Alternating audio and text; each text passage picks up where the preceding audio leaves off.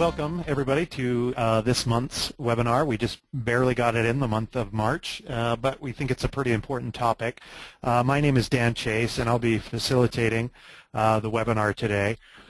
It's entitled Emotional Intelligence, the Leadership It Factor, and like many of the titles we use for these webinars, it requires some explanation. So humor me as I talk a little bit about why this topic is important, as well as some cautions as we get into the content.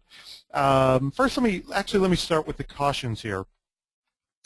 There is a lot of debate on the validity of emotional intelligence in the social scientific world. The concepts are not so much in debate as much as the title of emotional intelligence. There are many people that think we're talking about skills, and so it's not really an intelligence, so to speak. There are also a lot of people that, because there are so many definitions out there that people have used to describe emotional intelligence, that that it almost means nothing. Does that make sense?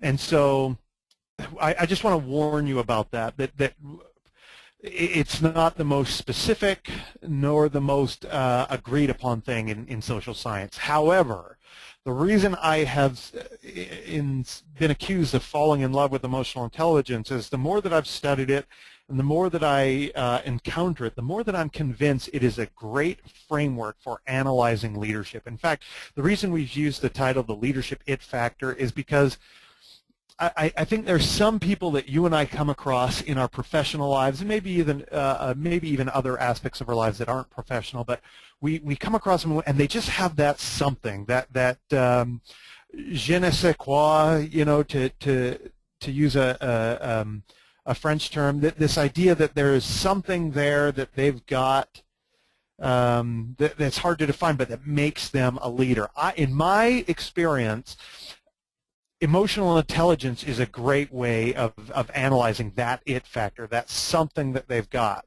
Okay, so the other thing I want to tell you, the reason we call that it factor is, and you'll see this as we talk about emotional intelligence for a few minutes this morning, there are a lot of people that might have the same technical competence, that might have the same education, might have the same experience, and yet there's one person that rises above another in an organization.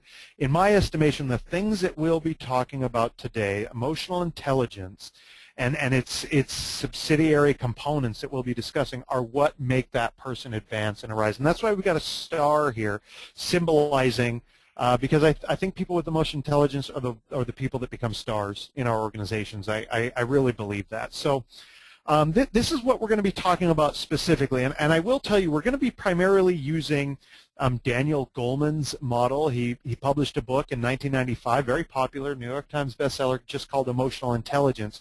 I would recommend to you something called Working with Emotional Intelligence, or even another book he collaborated on called Primal Leadership, I should say. We're also going to be using a couple of other professors named Caruso and Salave. They were a little more scientific with emotional intelligence, but we're going to be using their model as well. So we're going to be talking about self-awareness, self-management, empathy, and social skills. We're going to be spending our morning talking about these four components.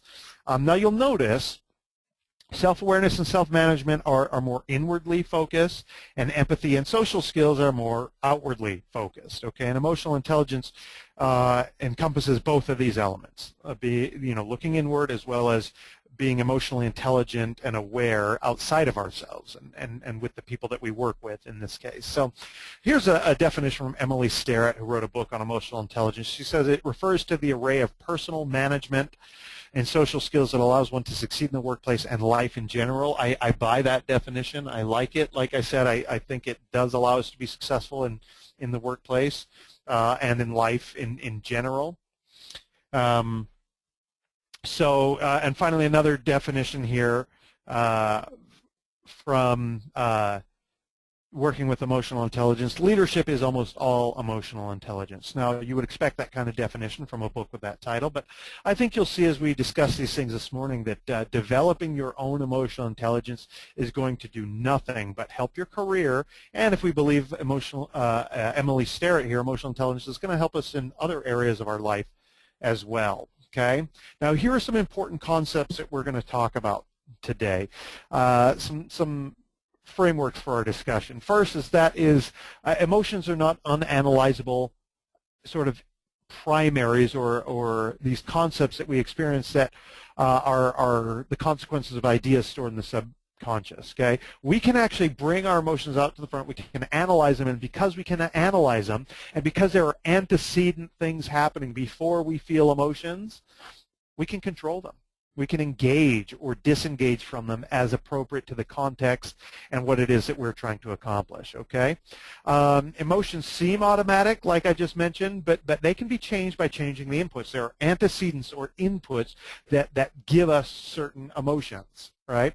And we can alter those things. We can change those inputs that can help us better manage and appropriately utilize our emotions, right?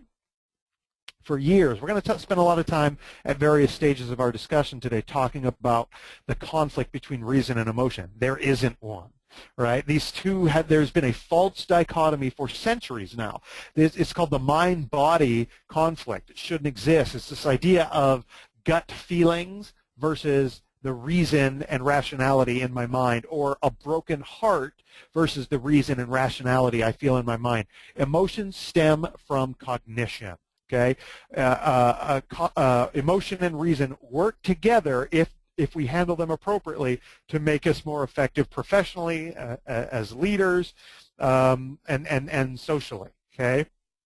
The other thing here, very related to the previous point, is emotions don't compel action. Okay, everyone has the power to make choices in the face of emotional responses. Okay, even when that choice is taking no action. In other words, it is the person that is unsuccessful in life that only acts on impulses. You know people like this. Many criminals are people that have no control over their emotions, but any impulse they feel, they have to act on it. Okay, this is just not the case. You and I can develop a capacity for managing our emotions more effectively, and this is a major part of emotional intelligence. And then I think importantly here, helpfully balancing emotion and reason is important to leadership success. In fact, I want to ask a question right now, and there's a reason we're not giving you a third option, or else everyone after what we've just said would say, well, both. But I want to ask you, what is the role, the primary role of a leader? Is it primarily emotional, or is it primarily rational? Okay, I want you to think about that. Is a leader's role primarily emotional, or is it primarily rational? There's much debate on this in the leadership literature and the emotional intelligence literature. I'd like to know what your thoughts are. Looks like we've got 73% saying rational and 27% saying emotional. That is really interesting to me. To be honest with you, I thought we would get the opposite split. About a quarter saying rational and 75% or so saying emotional. That's really good. This is going to make for some awesome discussion after the webinar. Okay, on our LinkedIn site. This is really good. Okay. Look at this, okay, and this is sort of why we cheated. This is from a textbook I've taught out of. Judge and Robbins are the author. He says we must have the ability to experience emotions to be rational. Why? Because our emotions provide important information about how we understand the world around us. Now, those that have had leadership courses from me before have seen this quote, but our primary example for this, and some of you have heard of this example before, is Phineas Gage. Okay, Phineas Gage, 1848, was a railroad worker, I believe, in Maine, had a railroad spike, 3-foot long railroad spike. There was an explosion that got blasted through his brain. He survived, remarkably enough, and what they found out is that the cognitive part of his brain, the rational part of his brain, or what we would think would be the rational part, was untouched, undamaged.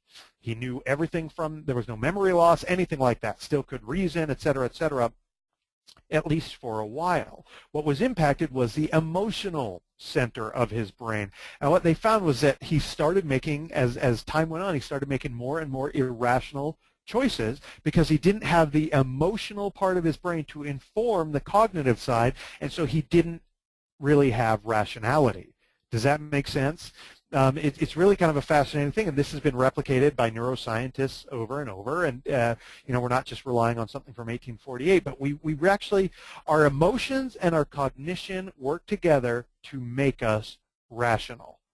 Okay, it's really kind of a fascinating thing. Now, I want to give you just really quickly here a couple more examples, or one more example of what we mean by emotional intelligence. I love this example from Ronald Reagan.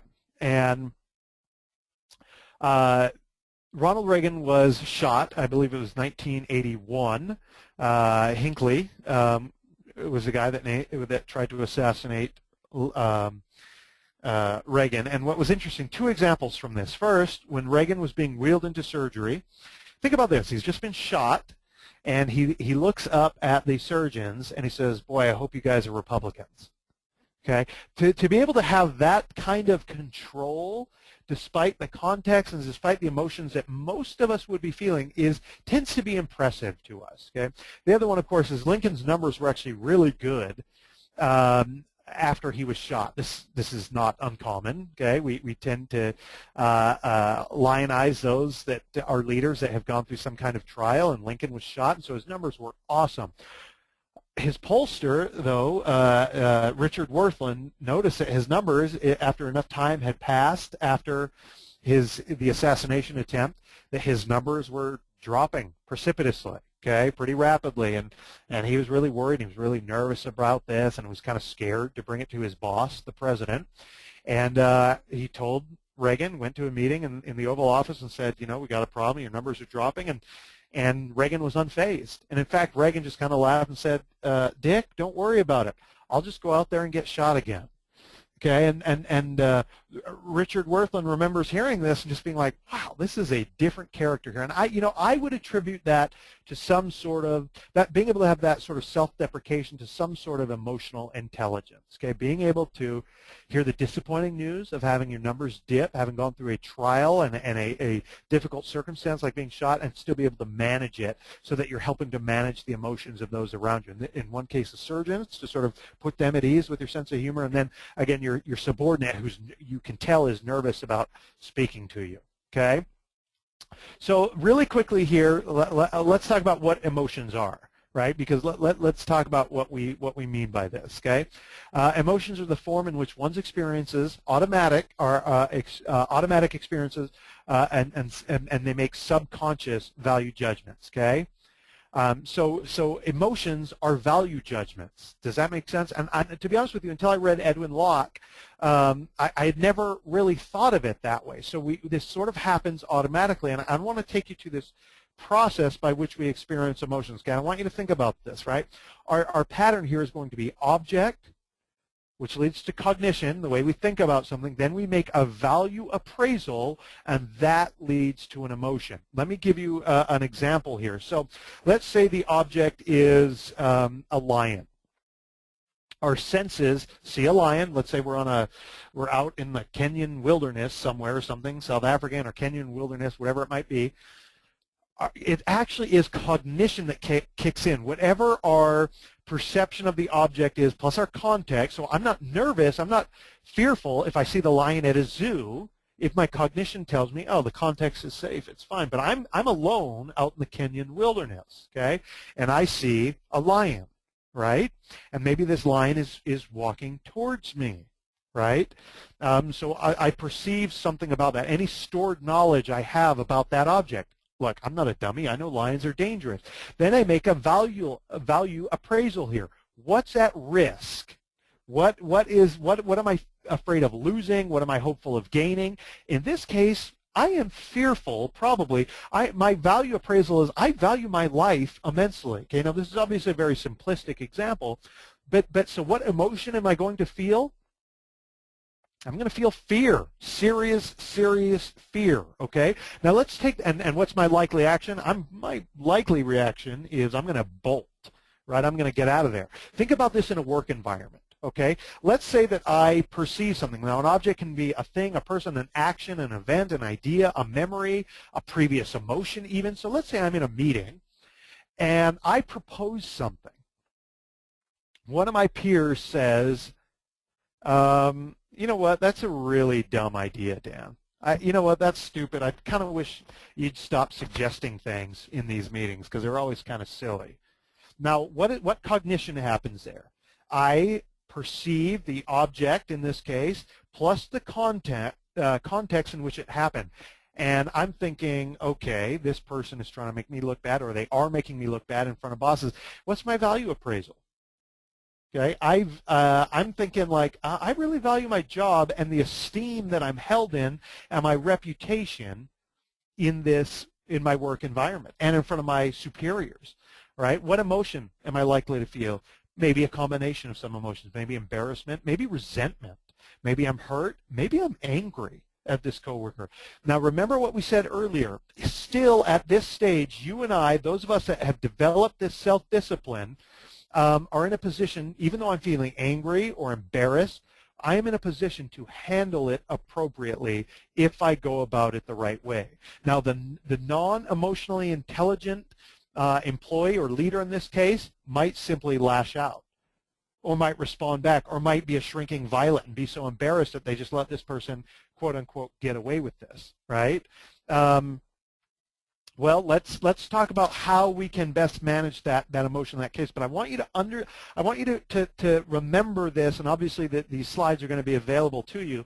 But I want you to remember that this this pattern here, okay, this object, cognition, value appraisal, and emotion. We'll come back to it, okay? So let's talk about self-awareness. What do we mean by self-awareness? Well, what we're talking about here obviously is emotional awareness. That is attuning to our feelings, being aware, being able to say, this is how I'm feeling right now, and here is probably why.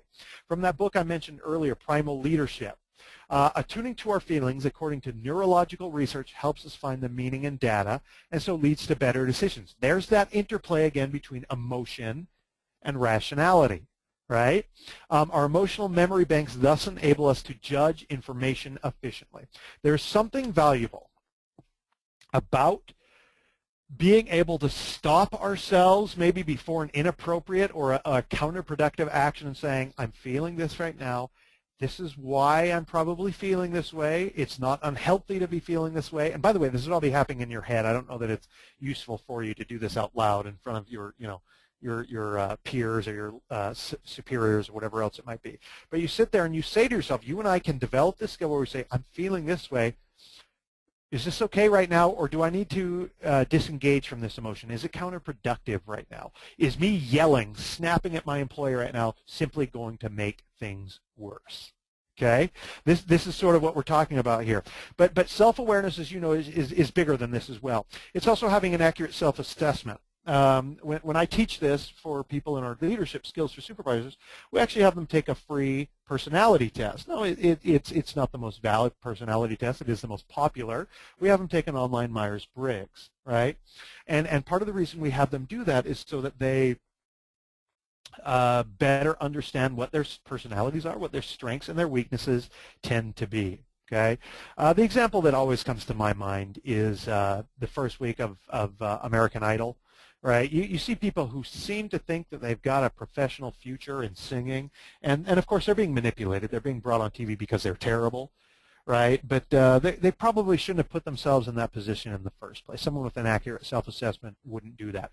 The other real value in having an accurate self-assessment is that if I'm a leader, I can either A, work on those things that tend to be weaknesses, and by the way, you can only work on them if you have an accurate self-assessment, if you have self-awareness. Same thing with emotions. You can only control them if you're aware of them. Or the other thing I can do as a leader is I can surround myself with people who have strengths that I don't, right? And that tends to be really useful. And how do we get an accurate self-assessment? Life experience, right? Reflecting on our life's experiences, feedback from others. I'll put a plug in for the CLIP assessment that we do for free, or any other feedback instrument, any other assessment out there, personality tests, et cetera, et cetera. Okay, the final one, and this is kind of counterintuitive to a lot of people, this idea of self-confidence. And the reason we have self-confidence here under self-awareness is despite the fact that you are exposing yourself potentially to shortcomings you might have, real self-confidence is based in reality. It's based in knowing what and having the certainty of what your real strengths are and your real challenges, and then being in a position to do something about it. Okay, and from Socrates, this quote that many of you have heard before: "The unexamined life is not worth living." Essentially, Socrates is telling us, look, this is a very human thing to be able to be self-reflexive, right? Self-reflective, I should say, and being able to look inward and say, boy, what are my strengths? What are my weaknesses? Why am I feeling this way right now? Is this productive? Should I change this? Right? And in fact, I want to do an exercise with you. I've done this with some of you before. Some of the images are the same. Some of them have changed. I want you to think about our object, you know, whether that's a person, an idea, an image, a memory, a previous emotion, cognition, value appraisal, and then emotion. Now, here's what's interesting about this, by the way. I want to say something before I get into our exercise that I want to do with you. Most of us do not ever experience the cognition or the value appraisal. In other words, let's go back to the lion. The object is the lion.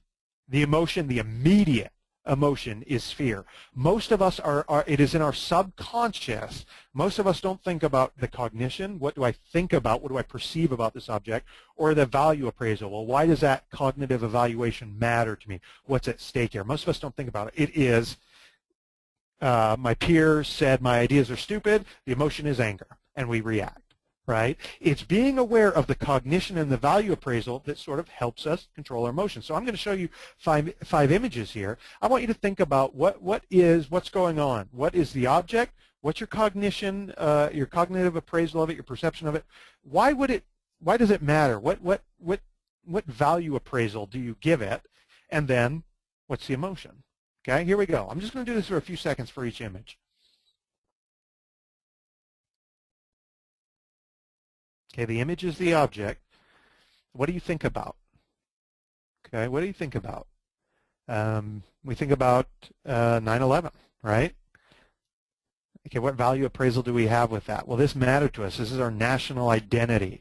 Maybe we lost loved ones. We certainly lost fellow citizens, innocent victims, right? We were the victims of terror, and so what emotion do we feel? Maybe anger, maybe sadness, right? Maybe fear, okay? Now, by the way, this is the last time I'm going to talk through an image. I want you to do this on your own, okay?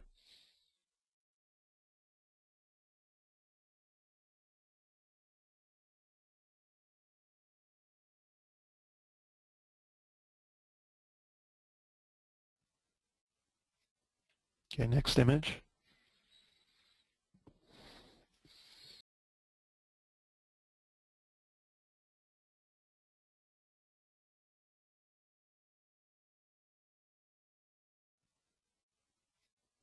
Okay, next image.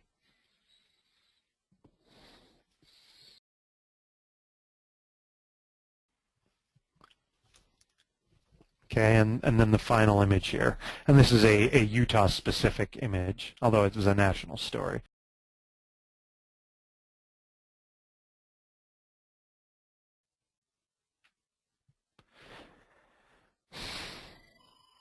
Okay, now again, think about this. Object, what do you think about it?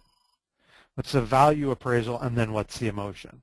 There's a reason that we do this, okay, in terms of self-awareness, and in this case specifically, increasing our emotional awareness. It's because once we know where emotions truly come from, that they aren't these things that, well, they just happen and I can't analyze them. Well, then now we're in a position to do something about it. And it's not that emotions are good or bad. It's that on occasion we want to be able to engage or disengage from emotions to help us be a more effective employees, leaders, you know, whatever else it might be, okay? And I think people that are really effective leaders have developed this capacity. The good news is we all can. So again, let's talk about why self-awareness is important, because it's the foundation. It leads us to our next point, which is self-management, okay? Now, what are we talking about here? Well, we're talking about self-control. I've shown this quote to many of you, and many of you have seen it anyway from Aristotle. We're relying on the Greeks quite a bit here. But anybody can become angry. That is easy. Right? And we all feel anger from time to time, and it's not necessarily a sign of leadership to be yelling at everybody all the time, although there are lots of CEOs and others that act that way. it's easy to do that, but to be angry with the right person, to have the self-control to be angry with the right person to the right degree and at the right time and in the right purpose, for the right purpose and in the right way, that's not within everybody's power, and it certainly isn't easy. Again, it is really effective leaders who have demonstrated, who have exercised this self-discipline, this self-control so that they aren't lashing out. In other words, they don't get sad and then their whole day is ruined. They don't get angry and then freak out at the wrong person. They don't get apathetic and then never work hard again, right? Whatever that potentially counterproductive emotion might be, they learn to control it. They don't get hijacked by it, okay? And then self-management.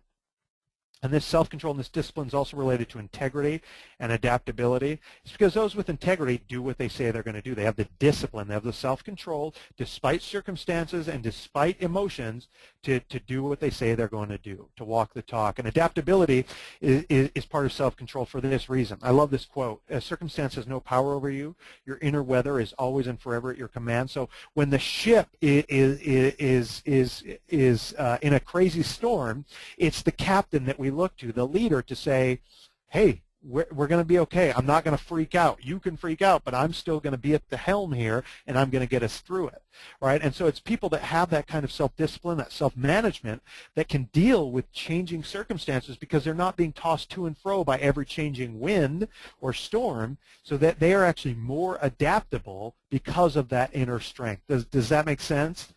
And so the self-management is really important. So the question you and I want to ask right now is, okay, how do we increase that self-management? How do we develop that? Well, I suspect a lot of you are already developing it, but I'm going to give you some things to think about here to help gain this emotional control or this self-management, and it's being introspective. Okay, it's what I called earlier being self-reflective, right? It's not living the unexamined life. It's actually looking inward and saying, and by the way, introspection is not is not really natural to us. Okay, it's something we kind of struggle with. We tend to be not introspective, but extrospective. In other words, we have senses, and so we pay attention to the things around us, and there was a survival reason for that, an evolutionary purpose for that. Introspective is a little more evolved. Okay, so here's what we do. The first is identify and name your emotions. This requires you and me to say, okay, I'm feeling this way. And, you know, the caveman, this isn't really true, but the caveman might say, me sad, me upset, you know, or, you know, me angry, me sad, me happy. That's it. Whereas there, believe it or not, the research indicates there's actual value in you and I increasing our emotional vocabulary. In other words, I'm angry, or I'm just in a foul mood, you know, or whatever else it might be. Actually being able to identify specifically and naming the emotion, you know what, I'm hurt, I'm frustrated, I'm a little melancholy, whatever else it might be, gives us more power and control over the emotions. Okay, gives us leverage over potentially hijacking emotions. And then going back to our object, cognition, value appraisal, and emotion, identify their causes. Okay, sophisticated, emotionally intelligent people can say, you know what, it was this. This is why I'm angry. Maybe this is why I'm being upset with my children. I forgot it's because this thing that happened at work. It's only by identifying causes, again, that helps us do something about it.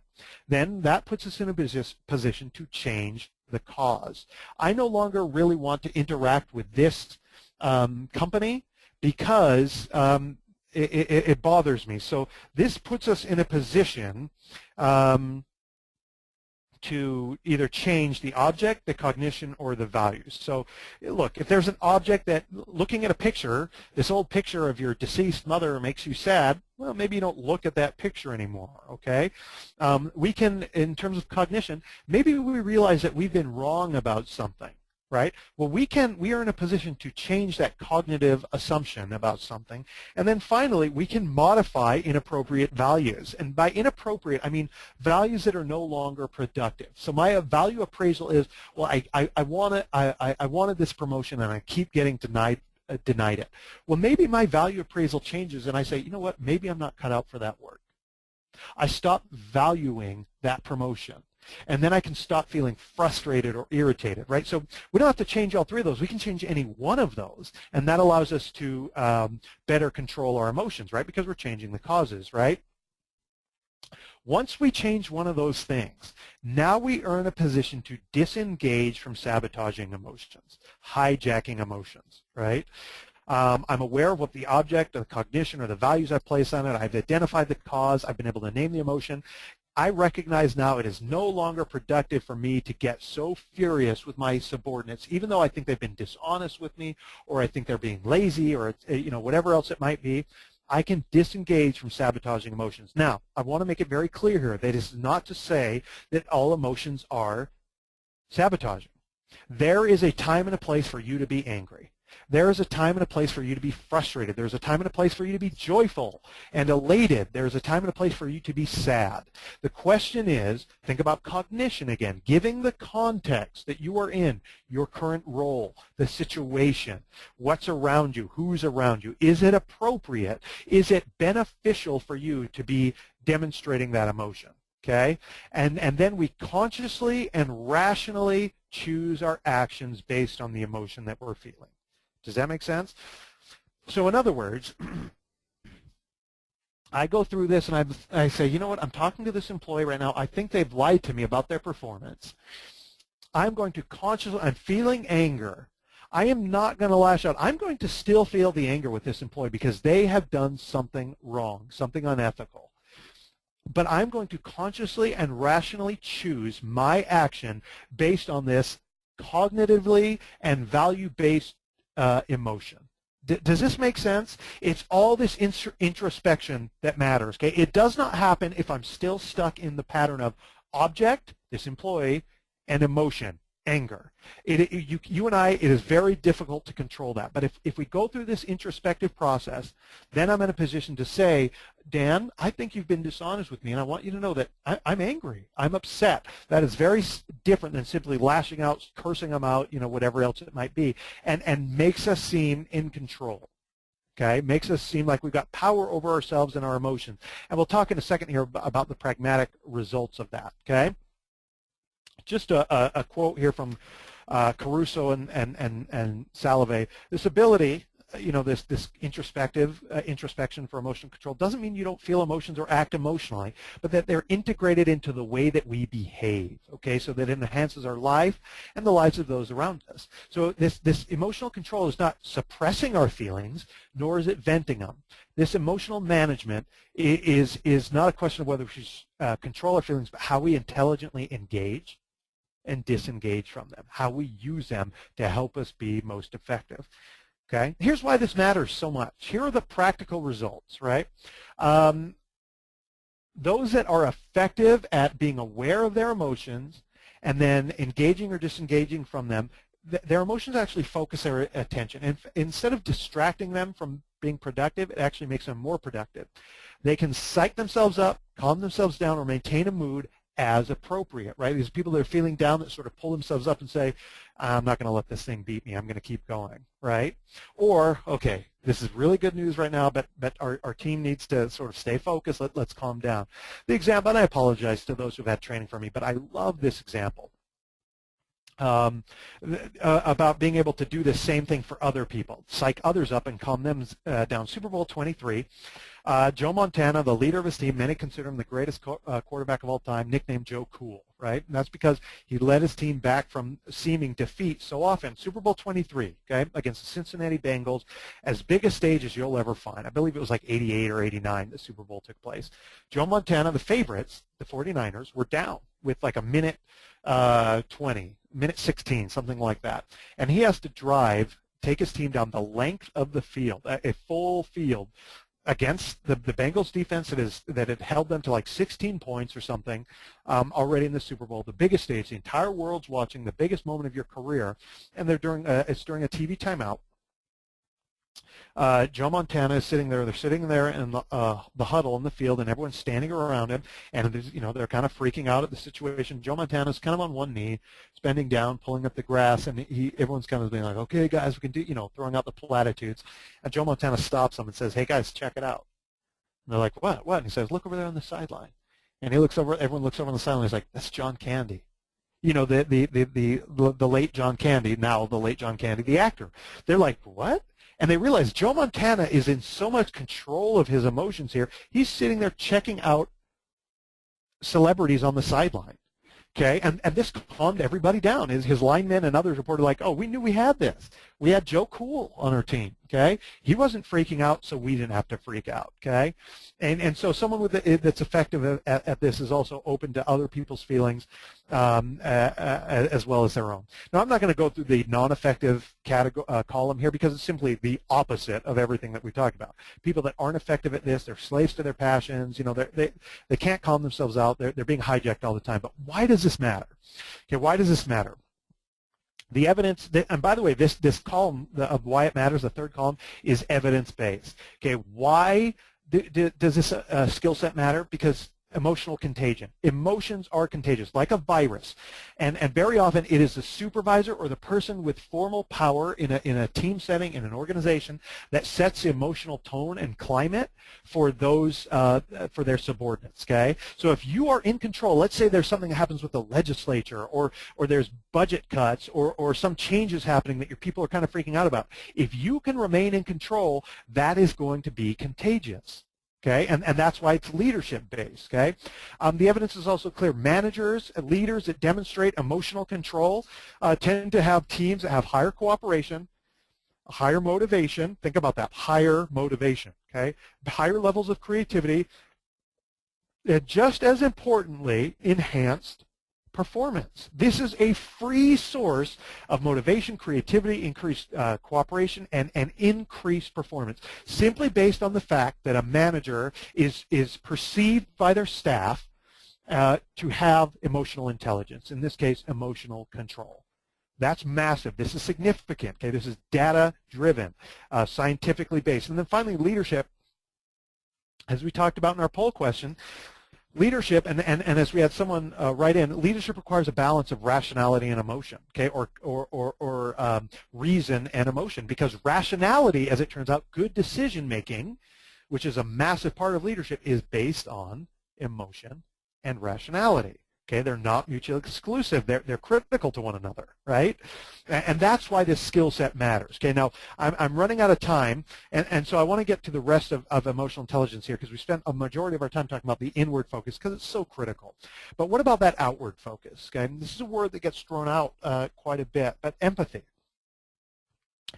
Very often we contrast empathy with sympathy, which is feeling sorry for someone, versus empathy, which is I'm going to try and see things from that person's perspective. I'm going to try and put myself in their shoes. Now, contrary to what some people think, this does not mean that I have to have had the exact same experience as you, right? I don't have to have lost a parent to demonstrate empathy to someone who just lost a parent.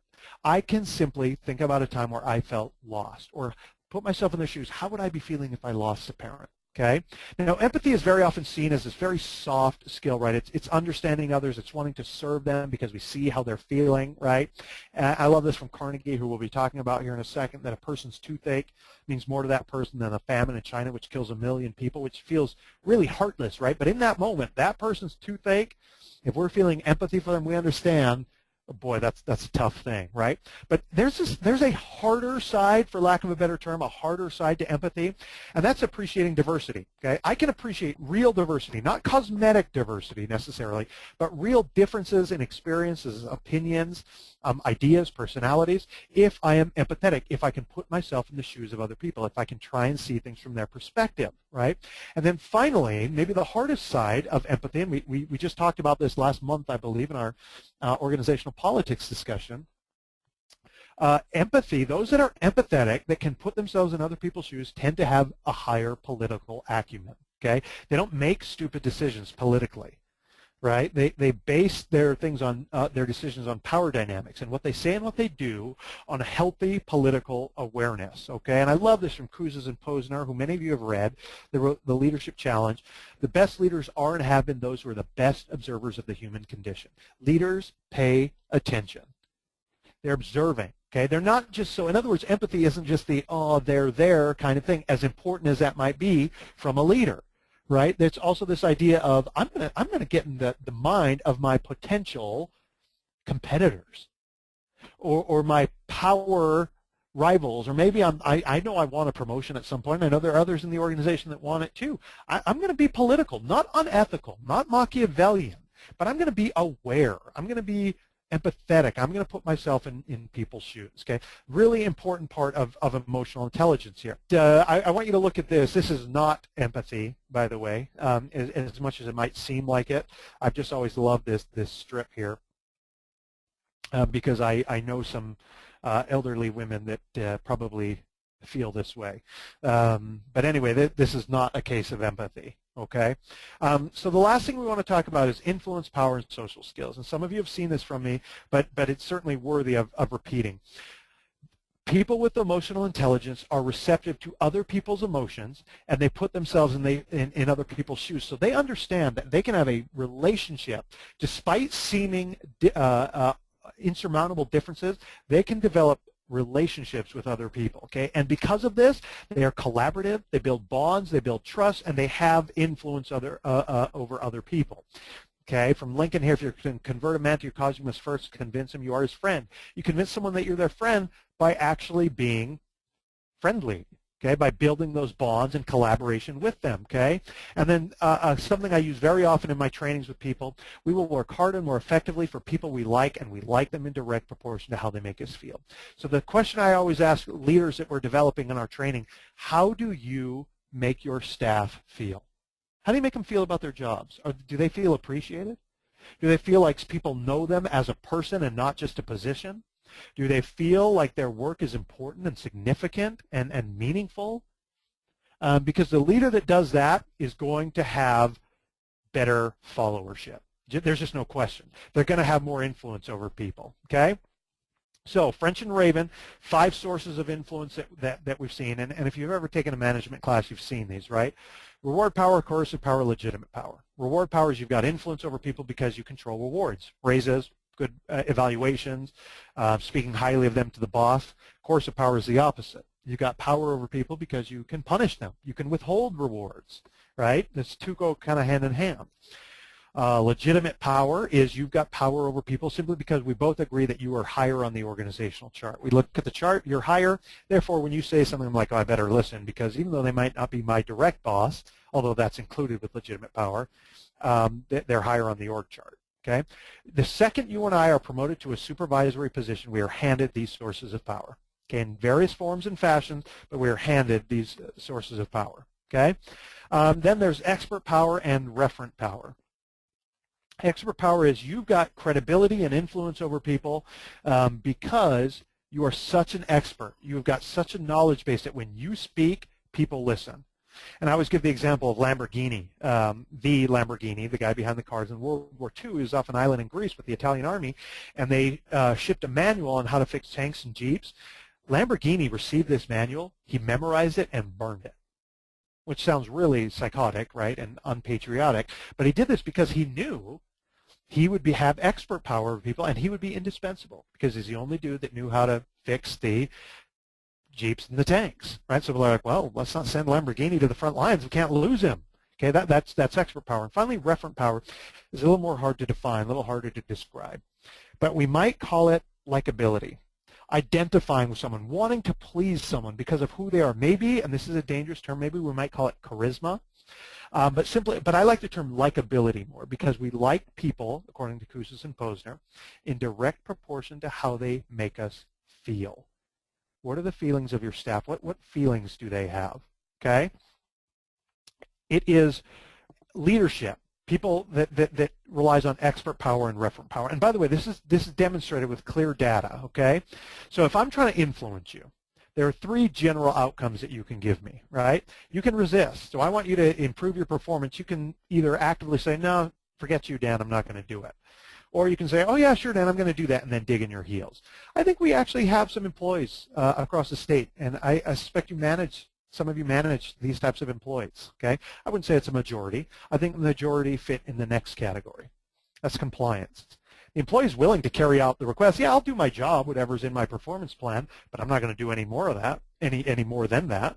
Okay, you can ask me to do more. I'm not going to do it. In fact, I'm going to do just enough for you to not fire me. Okay, I'm fearful sometimes that we have many, many employees that fit in this category. What we're hoping for and what is ideal, of course, is commitment. The employee identifies with the purpose of their job and the person, in this case the supervisor, making the request. The employee is engaged, and that's critical, and wants the request to succeed. This is when we have employees that are engaged in what they're doing. They give discretionary effort. They're like, yeah, I'm going to give everything I can to this job because I know that it matters, and because, just as importantly with emotional intelligence, because I matter to these people, right? Well, here's the evidence. Supervisors and leaders that rely on coercive power, reward power, and legitimate power get somewhere between resistance and, at best, compliance. Whereas people that rely on expert and referent power, they're the ones getting commitment.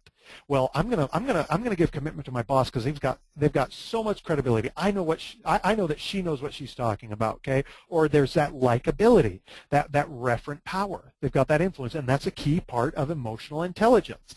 You let them have their feelings. You have your own feelings, so you have that likability. So, who is Dale Carnegie? Who is Dale Carnegie, and how does he say we should increase our influence over people? Well, Dale Carnegie wrote a book in 1936 called How to Win Friends and Influence People, and it was just based on his experiences. Now, this book is a bestseller, you know, and has been sold millions and millions and millions of copies. But recently, Leadership Quarterly did a study. Someone did a study in there and said, you know, this isn't just anecdotal, but Carnegie was right. These aren't all the ways that he gave, but here are some, I think, some simple ways that you and I, as supervisors, as leaders, can influence our referent power and therefore increase our social skills, that important part of emotional intelligence. Effusive, genuine praise, real praise, sincere praise, not glad-handing. Have a positive attitude because there is emotional contagion. We like to be around people that are positive. Care enough to remember. When someone tells you something important about themselves, remember it. Okay, put it in the old memory bank, and if you're not good at this naturally, write it down. Have a sense of humor. Now, this doesn't mean that you have to be the class clown, okay, or a comedian. It means, though, you have to have an appreciation for when other people are funny, and the humorous in life, and be self-deprecating. Be able to make fun of yourself, okay, especially when you've got power over people. Make fun of yourself, okay? Bring yourself down to their level, so to speak. Similarly, about bringing ourselves down to a realistic level, admit when we're wrong. Admit when we've made a mistake. Okay. Try to make others look good. Look, if they're struggling with something or they've made a mistake, don't embarrass them. Don't make them seem silly or make it worse by exacerbating it. But identify with them and tell them about the time you made a mistake. Okay, or relate to them and say, you know what, I struggled with this new computer program as well. Okay, avoid arguments, but not important conversations. That is, be assertive. Okay, don't argue for the sake of arguing, but don't avoid talking to people about important things because you're scared of arguments, right? Or because you're scared of offending. Have assertive, solid conversations with people that need to be had. And then finally, respect other people's emotions. Now, maybe what you're going through right now wouldn't make me sad or disappointed or hurt. But that doesn't mean I can't respect the fact that you're feeling that way now, okay? Doing these things, the evidence is clear, is going to increase our likability, our referent power, and it's certainly going to therefore increase or enhance that important part, that important fourth of our emotional intelligence, okay? So again, we've gone through self-awareness, which leads to self-management, and empathy, which can lead to increased social skills, right? We've briefly gone through things, but I want to encourage you to not have this be the last time you think about emotional intelligence. Read about it. See if you buy it, okay? See if it's a framework that helps you understand leadership capacity even more, or even if it might be useful to you in your personal life. I will tell you, I once did a training on this for a UDOT conference, and someone came up to me afterwards and said, you just did a lot of marriage counseling for me. So I know that there's application here besides the workplace, besides your formal leadership behaviors and opportunities, but it matters. Okay, so think about this again.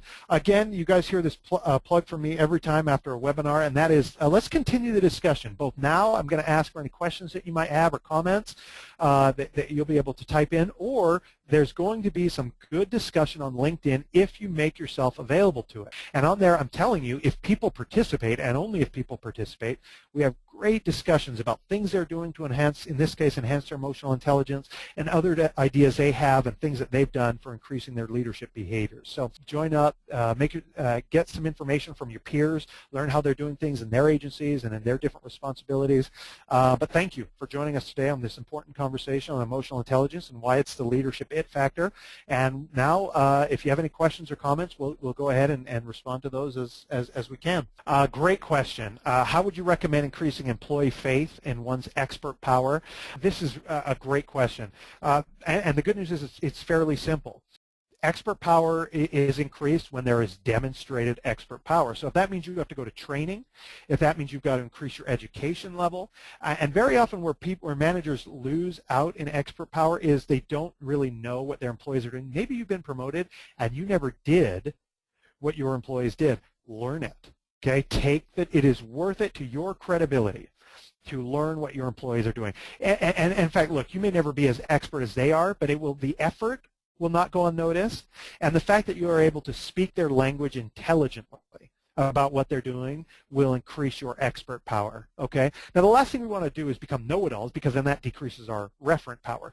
But the more that you interact with your staff and demonstrate that competency in whatever that area of knowledge might be, your expert power is going to increase. Maybe that means you need to go on, be in the front lines doing their jobs with them occasionally, okay? And it certainly means increasing the conversations you're having about their work, the feedback sessions. But that'll increase your expert power. But again, you can't fake it. You actually have to increase your knowledge base on whatever it is you're trying to be a quote-unquote expert about. So great question. We got another question here. Let me go ahead and read this for everybody. What can we do to stop negative emotions from trickling down from one level above our supervisory level? Often the bad attitude of upper admin has an effect on the workers, and us in middle management are at a loss because this bad attitude came from the top. Very, very good question, and very common question that we get whenever we talk about these things. The first thing, and I'll always say this, and I'm not suggesting this person is doing this, the first thing we have to do is understand that very often the part of our leadership responsibilities is not just leading down, it's leading up, or it's not just protecting people from what's happening around them or beneath them. Sometimes it's insulating people from the negativity that's happening above them. Okay. Now, I will say this, anytime I recommend things for people to do or when they're interacting with the level above them, you need to be very careful. You need to be very political. Okay, but what I would do is I would create such a positive emotional climate within the team, because I don't know that you can change what's happening above you without a really risky conversation. But what you can do is you can make the environment that you have primary control over so positive and so healthy that it mitigates the damage, so to speak, of what's happening above you. Does that make sense? That would be my primary recommendation. You can make people aware of what's that they're probably not oblivious to the negativity that's happening above them, but go ahead and make such a positive climate around you that people are like, oh yeah, we know what's happening above us, but the place that we work, my team and my boss, it's so awesome that it doesn't bother me. Does that make sense? That's your best bet. Okay. Another question here. Do you believe everyone can improve their emotional intelligence, or are there people who will just never get it?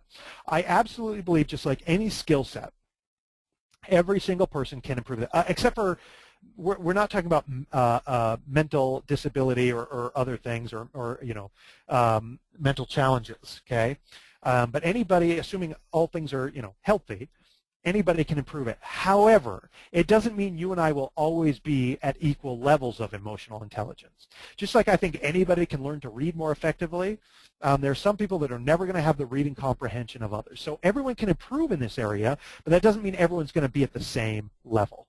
Does that make sense? And if you believe the latter, that the people will just never get it, how can you help employees with performance and behavioral problems if they cannot develop these skills? I believe that they can. Okay. Now, let me say something here, okay? I believe everyone can improve in these areas. That doesn't mean that every person can improve to the degree they need to be successful in your organization. And if you find someone whose behavioral problems are not being fixed despite your appropriate coaching and management of them, and their performance isn't being fixed despite your appropriate coaching with them, well then, the appropriate thing to do is to help them be successful someplace else, right? And very often that's what we need to do. So yes, they can improve it. It's worth our efforts. But look, if they can't, if you've determined they can't reach the appropriate level, then hold them accountable. Let's help them be successful in another organization. Okay. How do you motivate senior staff who have become too cynical? Boy, this is a big question here. Again, I don't know that it's about removing cynicism entirely, but it also depends on this question. Are you in charge of them? Are you in charge of the senior staff that have become too cynical? I'm going to give, if so, I'm going to give the question, I'm going to give the response that I give to a lot of things, okay? And that doesn't mean it's not useful, because I think this is the answer here. Cynicism, negativity thrive. They thrive with a lack of exposure. Okay, they thrive in and even if people are publicly cynical, the thoughts and the things that make them that allow it to survive is a lack of exposure. And what I mean by that is talk about it. I would sit there with my senior team or my senior staff and say, I think we've become too cynical. Give them examples. Talk about it, whether you need to give examples in one-on-one coaching or as a group, and say, here's why I think this is counterproductive, and here's why I don't think it's a leadership behavior for us to be this cynical. Are there reasons to be cynical? Yes. Every organization has reasons to be cynical, but it's the non-leaders. This is what I would say to them. It is the non-leaders that humor it, that indulge it. Okay, I need leaders. I need leaders that, in spite of the things that we could be negative about or cynical about, I need you to find ways to work around it, or to be leaders in spite of that cynicism. There's nothing brilliant about remaining negative and being the person that is just simply talking about how terrible things are. That's shooting fish in a barrel, right? And I would tell them that, and I'd say, so what does a leader do in the face of difficult circumstances? And that's what I'd like us to be as senior staff. Okay, I would have that very candid conversation with them. And if I need to have a very upfront conversation with people that are sort of leading the way in terms of this cynical culture, I would have that one-on-one conversation with them. Be like, look, I'm going to put this in your performance plan because I need you to stop saying X, Y, and Z. Does that make sense? Okay. Finally, not finally, but next, referent power. Can you tell the difference between those who like you for your title and the ones who genuinely like you? Whew. Boy, that's a great question. I think we might continue that one on LinkedIn, but let me sort of tell you what I think about it. My response is yes. I think most of us do have a radar for that kind of thing. In fact, I think most people have a radar for those that are genuinely liking them and those that are simply brown-nosing, for a better term. What I would be very careful of on my side, if I'm that person who's trying to tell the difference, is I wouldn't jump the gun on any assumptions.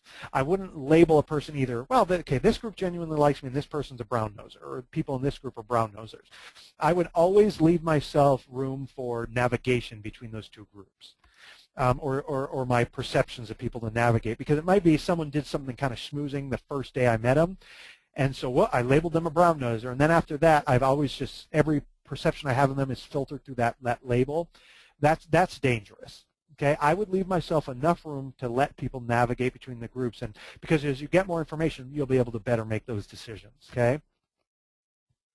How do you okay, we're getting a little bit away from emotional intelligence here and getting to the question that we always have about motivation, and that's okay, but I just want people to know why we're talking so much about motivation. How do you motivate staff who have been negative for years and appear to be set in their opinions and attitudes? Well, the first thing you have to decide is if that negativity is problematic.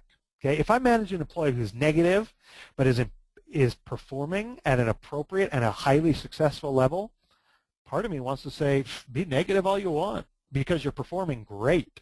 Okay, you can, however, let me give a caveat there.